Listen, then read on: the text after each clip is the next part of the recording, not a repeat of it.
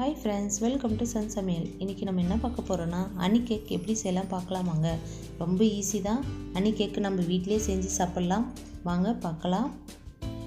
இப்போது ஒரு பவுல் வச்சுக்கோங்க. அதில் ஒரு கப்பு மைதா வச்சுக்கோங்க. நல்லா ஜலிச்சு போட்டுக்குங்க. அதே கப்பில் 3/4 அளவு சுகர் நல்லா மிக்சியில் அரைச்சி அதுவும் ஜலிச்சு போட்டுக்குங்க.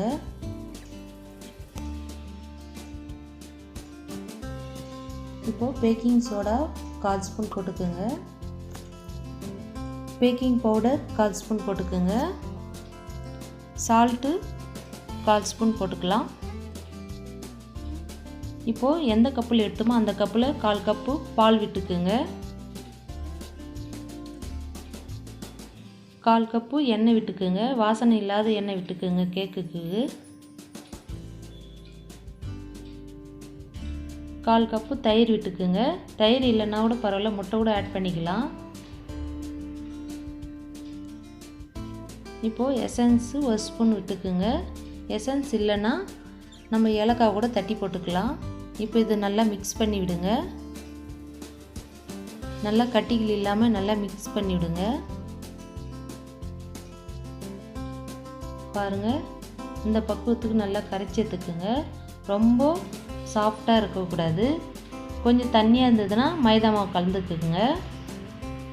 இப்போது கேக்கு டப்பாவில் கொஞ்சம் எண்ணெய் விட்டு நல்லா தடவிக்கலாம்.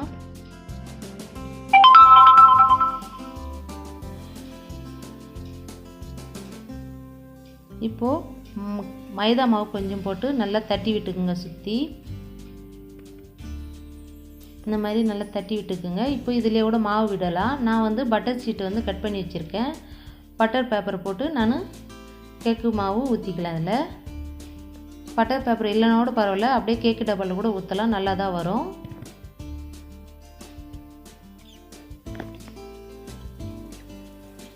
பாருங்கள், இப்போது நல்லா தட்டி விட்டுக்குங்க.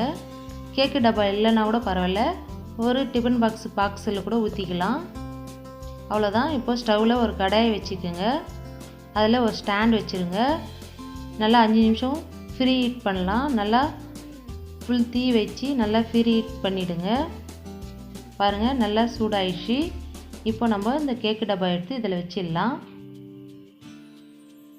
இப்போது ஒரு மூடி போட்டு மூடி விட்டுருங்க. இப்போ இது 30 நிமிஷம் இல்லைன்னா 40 நிமிஷம் இருக்கட்டும். இடையில் கூட அப்பப்போ திறந்து பாருங்கள். இப்போ பாருங்கள், எனக்கு 40 நிமிஷம் ஆச்சு. கேக்கு நல்லா வெந்திருக்கு. இப்போ நம்ம கத்தி விட்டு பார்க்கலாம். ஒட்டாமல் வந்ததுன்னா கேக்கு வெந்துருச்சுன்னு அர்த்தம். அவ்வளோதான். இப்போ ஸ்டவ் ஆஃப் பண்ணிடலாம். இப்போ இது ஆறட்டும். இப்போது ஸ்டவ்வில் ஒரு பாத்திரம் வச்சுக்கோங்க. அதில் 2 ஸ்பூன் சர்க்கரை போட்டுக்கோங்க. அதில் கொஞ்சமாக தண்ணி விட்டுக்குங்க. இப்போது சர்க்கரை நல்லா கரையட்டும். பாருங்கள், சர்க்கரை நல்லா கரைஞ்சிச்சு. இப்போது 1 ஸ்பூன் தேன் விட்டுக்கலாம்.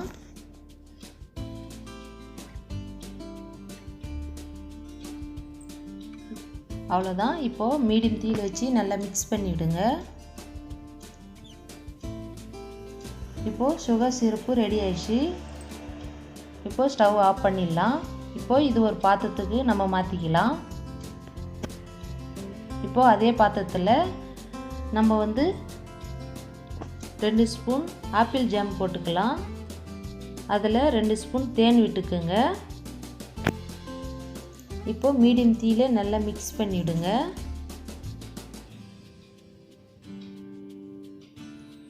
இப்போ நம்ம செய்யறது ஹனி சிரப்பு. நல்லா கட்டிகள் இல்லாமல் நல்லா கரைச்சி விட்டுக்குங்க. பாருங்கள், ஹனி சிரப்பு ரெடி ஆயிடுச்சு. இப்போ ஸ்டவ் ஆஃப் பண்ணிவிடுங்க. இப்போது கேக்கு ஆறிடுச்சு. இப்போ ஒரு பிளேட்டுக்கு மாற்றிக்கலாம். இப்போது பட்டர் பேப்பர் எடுத்துருங்க. அவ்வளோதான். இப்போ நல்லா திருப்பி போட்டுக்குங்க. இப்போது மேலகத்தில் நம்ம கட் பண்ணி எடுத்துடலாம். அப்போ தான் நம்ம ஹனி சிரப்பு ஊற்றினோமா நல்லா சாஃப்டாக இருக்கும். பாருங்கள், நான் சுற்றி இருக்கிறதுல நல்லா கட் பண்ணி எடுத்துட்டேன். இப்போது நம்ம சுகர் சிரப்பு இதில் சேர்த்துக்கலாம். சுகர் சிரப்பு நல்லா மேலே ஓட்டமாக நல்லா தடவி விட்டுக்குங்க. அவ்வளோதான். இப்போது ஹனி சிரப்பு இதில் தடவி விட்டுக்கலாம். பாருங்கள்,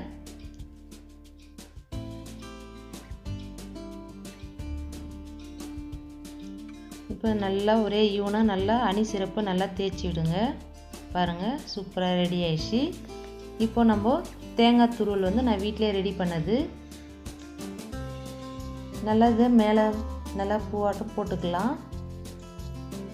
பாருங்கள், தேங்காய் துருவல் நல்லா போட்டாச்சு. அவ்வளோதான். இப்போ இதை நம்ம கட் பண்ணி எடுத்துக்கலாம். பாருங்கள், சூப்பராக ரெடி ஆயிடுச்சு. ஹனி கேக் எவ்வளோ சாஃப்டாக சூப்பராக ரெடி ஆயிடுச்சு பாருங்கள்.